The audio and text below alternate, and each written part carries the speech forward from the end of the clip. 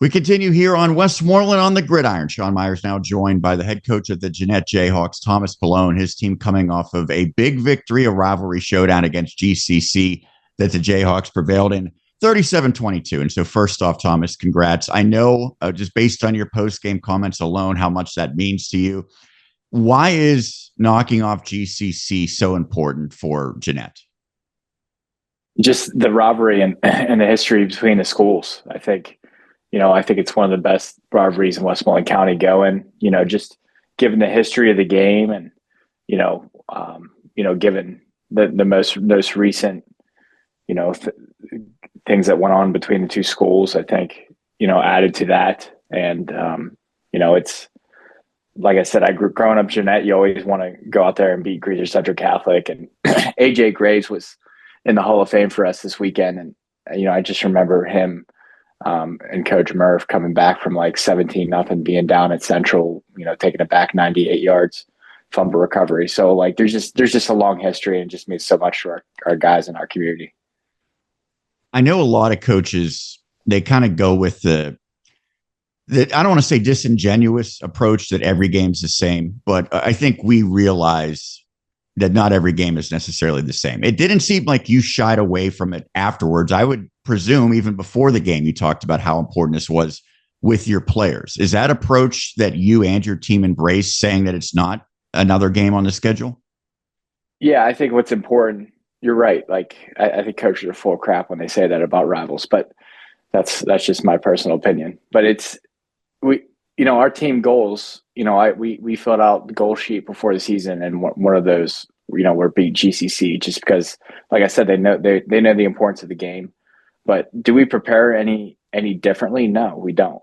We prepare the same every week. We put in a ton of hours on the weekend to make sure we're ready for a Monday practice. So I think that's where the lines get crossed. I think, of course we prepare, we know GCC well just because we played them twice last year, and it's a game that we want to win. So we do an off-season study on them, as we do Clarendon, right? And you saw that worked out 57-0. So, we know the big games that are on our schedule we need to win, and Central's one of them every year.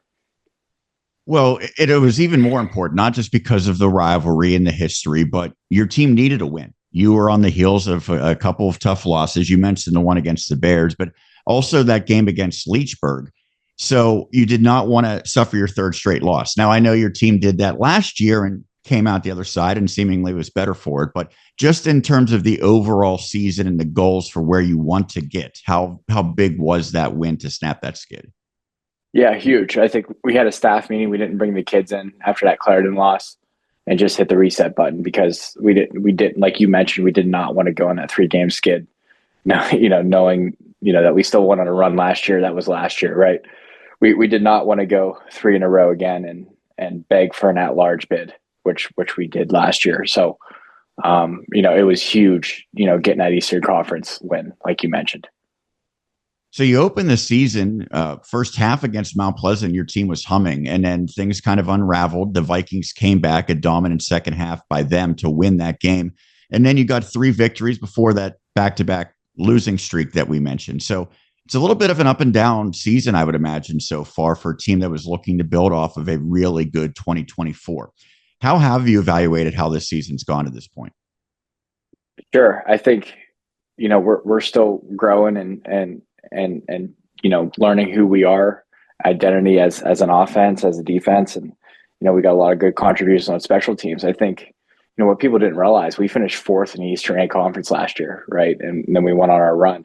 We understand that, we went to the semi and there was an expectation of this year, but, we still had a lot of work to do to try to become a conference champion this year. And, I guess we're still mathematically in that conversation, but, we know that Clarendon's out ahead now that they beat us and we don't control our own destiny. But, I think we're right where we need to be. Of course, one of our team goals was to go undefeated, and, we haven't done that. And win a conference title. And I think we're on the outside looking in for that. So that's 2 of the goals that we show in our presentation on Mondays that are crossed off. But, again, we highlight the, beat GCC in green and make the playoffs is still unhighlighted, and home playoff game is still unhighlighted, and WBIL is still unhighlighted, and PIAA is still unhighlighted. So those are all goals that we can get.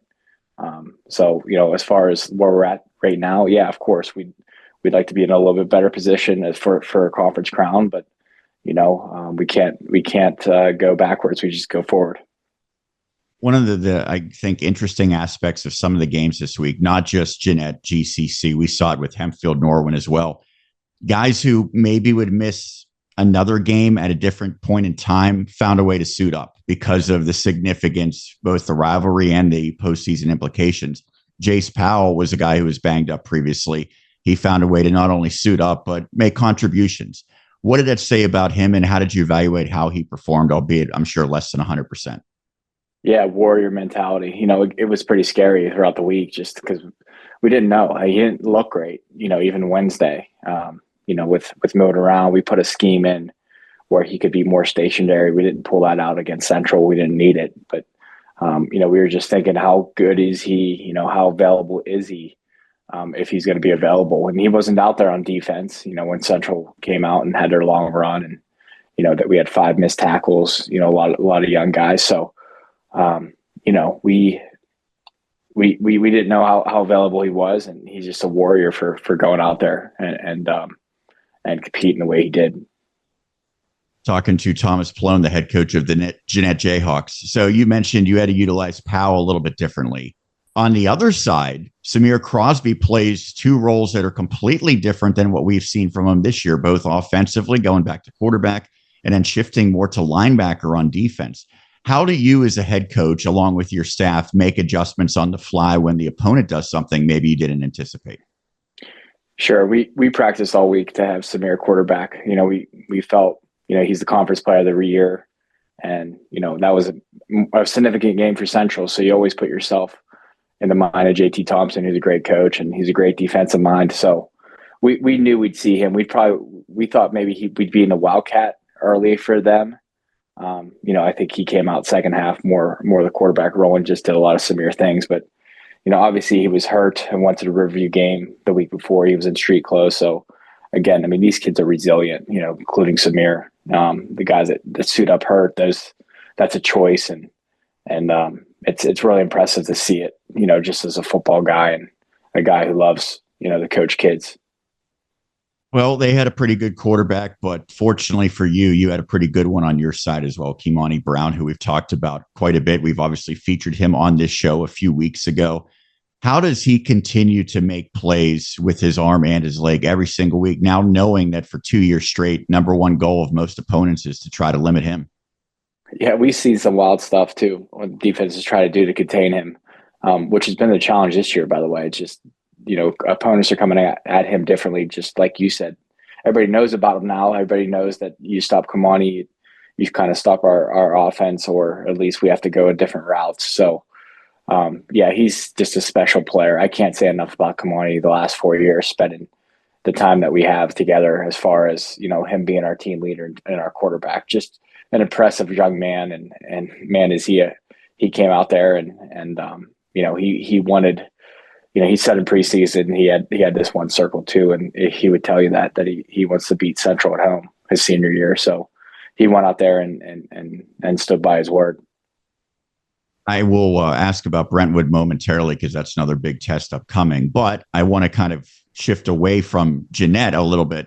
You are a young coach, but you've already developed a little bit of a coaching tree because Dustin Schoaf, who was an assistant last year, is doing some incredible things with the Southmoreland Scotties. He is still unblemished as their head coach. Have you been paying attention to those scores a little bit? Yeah, I have. I talk to Schoaf almost every week, and it has everything to do with who he is as a person and not my coaching tree, quote, air quotes, but he's a great person. I miss him on the staff. I know our staff misses him. I know he learned a lot with us last year, just utilizing on, who he had available. He didn't go into a great situation, right, with all the noise and fires that happened with, the quarterback that transferred out and that other young man transferring out midseason.